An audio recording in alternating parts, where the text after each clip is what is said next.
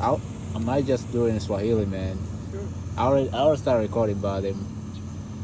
My battle buddy. Jamaa anapika hapo mwenyewe chakula chake. Tumekuja field. Mwana gari hizo zimepakiwa huko. Tumeanza kuchimba. Hiyo ni kama jiko fulani la gesi ambalo unaweza kutembea nalo. Umeona ukaja labda mwituni ukaja nalo. Yeah. So jamaa rafiki yangu hapa anapasha chakula chake MRE.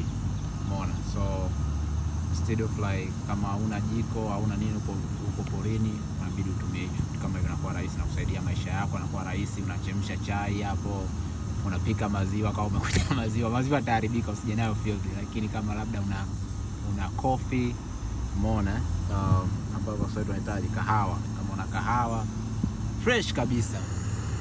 He's prepared, man. You prepared, man. I like this. I was talking in my language a little bit, but I was trying to show them, man. I'm gonna post on my Instagram. I like this. Clothing. Oh, Jebel? Walmart. Yeah, and guess how much? It's very cheap, man. Yeah, no, but I tried to put it out there in Walmart, but I know it's so. Yeah, I should have got one like those, man. Close the water pretty fast, too. Oh yeah. Yeah, that's a good question. Lopez from 541st, he had one. Last them all of NTC. That's low? Use one tank? One tank will last. They're sleeping over there. No, I don't think so. It depends on what you use. Probably. Lopez uses it every day and everyone uses it. Digging. Alright guys, see you next week. We're about to get dirty.